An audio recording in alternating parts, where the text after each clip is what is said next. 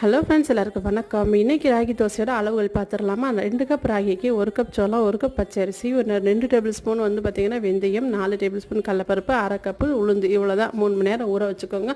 அதுக்குள்ளே நம்மளுடைய grocery box எல்லாம் கழுவுறதுக்கு போட்டாச்சு. கண்ணாடி பாட்டில் அண்ட் பிளாஸ்டிக் பாட்டில் நான் வந்து இது வந்து டிஸ்வாசரில் போட்டிருக்கேன். வாங்கும்போது டிஸ்வாசர் சேஃப் பார்த்து வாங்கிட்டோம் அப்படின்னு சொன்னால் நமக்கு டிஸ்வாசர் யூஸ் பண்ணுறதுக்கு இது சூப்பராக இருக்கும். இப்போ வந்து பார்த்திங்கன்னா நைட்டுக்கு வந்து மாவு ரெடி ஆயிடுச்சு, நல்லா பொங்கி வந்துருச்சு. இந்த வெயிலுக்கு இது ரொம்ப பிடிக்கும், அதனால் அளவாக போட்டு அளவாக செஞ்சுக்கோங்க. இப்போ வந்து பார்த்திங்கன்னா நம்மளுடைய தோசை ரெடி ஆயிடுச்சு. பேட்டர் சூப்பராக நமக்கு வரும்.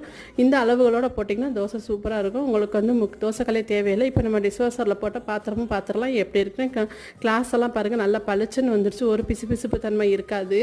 அதோட கையோட இன்றைக்கி என்ன ஆர்டர்னு பார்த்துடலாமா? இன்றைக்கி எனக்கு வந்து பார்த்திங்கன்னா கருப்பு உளுந்து, கருப்பு கவுனியும் சேர்த்து களிமாவு தான் இன்றைக்கி ஆர்டரில் இருக்குது. இது வந்து என்னோடய ஃப்ரெண்ட்ஸ் தான் எனக்கு கொடுத்துருக்காங்க. இந்த ஆர்டர் அவைலபிள் தான். உங்களுக்கு எப்போ வேணாலும் நீங்கள் ஆர்டர் கொடுத்துக்கலாம். வீடியோ பிடிச்சா